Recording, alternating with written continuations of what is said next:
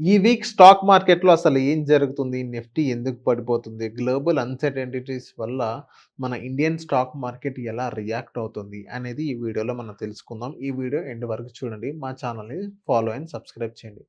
Hello guys, this is Nihal. Welcome to social post stock market. So, ఈ week Nifty గనక మనం తీసుకున్నట్లయితే Nifty అనేది ఈ వీక్ కొంచెం వేరే సిట్యుయేషన్స్ అనేది మనందరం చూసాం. నిఫ్టీ అనేది 2400 నుంచి 2500 రేంజ్‌కి పడిపోయిందనమాట. సో, మార్చ్ ఫస్ట్ వీక్‌లోనే నిఫ్టీ డబా డబా డబా అని మొత్తం పడిపోయింది. దగ్గర దగ్గర ఒక 2.5% నుంచి 3% వరకు లాస్ అయిన సిట్యుయేషన్స్ అనేది ఇప్పుడు టెక్నికల్‌గా ఇప్పుడు మనందరం చూసాం. అదే సెన్సెక్స్‌లో అయితే ఒక 1100 పాయింట్స్ పైగానే పడిపోయింది. సో, ఇప్పుడు ఇది 79,000 నుంచి 80,000 లెవెల్ దగ్గర కొంచెం అక్కడ స్ట్రగుల్ అవుతుంది. ఇన్వెస్టర్స్ అందరూ దగ్గర దగ్గర ఒక 16 lakh crore అనేది మొత్తం అనేది వాళ్ళందరూ పోగొట్టుకున్నారు. దీనివల్ల రీజన్స్ మెయిన్ ఇప్పుడు దీనివల్ల రీజన్స్ ఏమైనా ఉండిద్దంటే మొత్తం ఒక 4 రీజన్స్ అనేది మనకే కనిపించింది ఈ మార్కెట్‌లో. ఫస్ట్ అనేది ఇజ్రాయిల్ అండ్ ఇరాన్ వార్ అనేది మనకి ఇంపాక్ట్ అనేది అక్కడ కొంచెం మనకి హ్యూజ్‌గా ఉంది. ఇరాన్ అనేది మళ్ళీ స్ట్రైక్స్ చేసింది. యూఎస్ ఇన్వాల్వ్‌మెంట్ ఉంది. ఈ మొత్తం ఏంటంటే గ్లోబల్ అన్‌సర్టెనిటీస్ అనేది ఎక్కువ కనిపించింది. దీనివల్ల సెకండ్ రీజన్ ఏంటంటే ఆయిల్ ప్రైజెస్ పైన కూడా మనకి ఇంపాక్ట్ అనేది చూపించింది. లాస్ట్ వీడియోలో నేను మీకు చెప్పాను దగ్గర దగ్గర ఆయిల్ ప్రైజెస్ అనేది కొంచెం మనకి ఇంక్రీజ్ అవుతుంది. $80 వరకు ఉంది అని చెప్పాను. ఇప్పుడు అదే $80 నుంచి $85 వరకు మనకి పెరిగే సిట్యుయేషన్స్ అనేది కొంచెం టచ్ అయిందనమాట.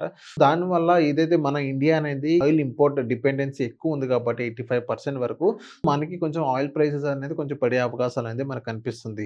ఇంకోటి ఏంటంటే third reason FIs, foreign investors. ఇప్పుడు మొత్తం ఈ ఫారెన్ ఇన్వెస్టర్స్ అనేది మొత్తం కొంతమంది సెల్లింగ్ చేసి బయటికి వెళ్ళిపోయిన సిచ్యువేషన్స్ అనేది మనకు అందరూ కనిపిస్తుంది.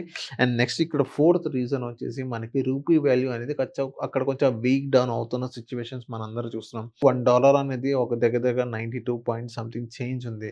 అందుకని రూపీ వాల్యూ కూడా అక్కడ మనకి కొంచెం వీక్ అవడం వల్ల దానిపైన కూడా మనకి ఇంపాక్ట్ అనేది మనకు కనిపిస్తుంది. ఇప్పుడు సెక్టార్ వైజ్ కనుక మనం చూసుకున్నట్లయితే నెగటివిటీ ఏ సెక్టార్స్ ఉన్నాయి. ఏవియేషన్ ఒకటి కనిపిస్తుంది. నెగిటివ్ ఇంపాక్ట్ గురించి నేను మాట్లాడుతున్నాను. ఏవియేషన్ సెక్టర్ ఉంది, పెయింట్స్ ఉన్నాయి, ఇంకోటి అంటే బ్యాంక్స్ ఉన్నాయి. ఈ 3 అనేది కొంచెం ఎక్కువ పరిచర్లో ఉన్నాయని మనందరం చెప్పుకోవచ్చు. అండ్ నెక్స్ట్ ఇప్పుడు పాజిటివ్ వైపు కనుక మనం చూసుకున్నట్లయితే ఐటీ స్టాక్స్ అనేది మనకి మంచి పాజిటివ్ వైపు కనిపిస్తున్నాయి. డిఫెన్స్ స్టాక్స్ అనేది కొంచెం స్టెబిలైజ్ అయినాయి అని చెప్పుకోవచ్చు. గోల్డ్ ప్రైస్ కూడా కొంచెం సేఫెస్ట్ హెవెన్స్ లాగా మనకు కనిపిస్తుంది. గోల్డ్ ప్రైస్ కొంచెం కనిపిస్తుంది సేఫెస్ట్ హెవెన్ లాగా. ఇప్పుడు గ్లోబల్ అన్సర్టెనిటీ ఇండియన్ మార్కెట్ పైన కాకుండా ఇప్పుడు యుఎస్ మార్కెట్‌లో పైన కూడా గ్లోబల్ అన్సర్టెనిటీస్ అనేది మనకి ఎక్కువగా కనిపిస్తుంది. అక్కడ ఏమవుతుందంటే ఇప్పుడు గ్లోబల్ అన్సర్టెనిటీస్ వల్ల ఇప్పుడు ఇరాన్ దగ్గర స్ట్రైట్ ఆఫ్ హోర్ముజ్ అనే ఒక వే ఉంది. అక్కడి నుంచి మన ఆయిల్ అనేది మన అక్కడి నుంచి ఇంపోర్ట్ చేసుకుంటాం గల్ఫ్ నుంచి. ఆ వే అనేది అక్కడ వాళ్ళు కట్ చేయడం జరిగింది. అక్కడ వాళ్ళు ఆపేయడం జరిగింది. దానిపైన మనకి ఎక్కువ ఇంపాక్ట్ అనేది మనకు కనిపిస్తుంది. దానివల్ల మనకి ఆయిల్ ప్రైసెస్ కూడా మనకి పెరిగే అవకాశం కూడా మనకు కనిపిస్తుంది. ఇప్పుడు ఏంటంటే ఇన్వెస్టర్స్ అనేది వాళ్ళు ఎలా బిహేవ్ చేయాలి, వాళ్ళ పోర్ట్‌ఫోలియో ఎలా పెట్టుకోవాలి, లాంగ్ టర్మ్ ఇన్వెస్టర్స్ అనేది వాళ్ళకి ఎలాంటి ప్రాబ్లమ్ ఉండదు. అదే వాళ్ళకి షార్ట్ టర్మ్ ఇన్వెస్టర్స్ అనేది వాళ్ళు కొంచెం క్రూషియల్‌గా ఉండాలి.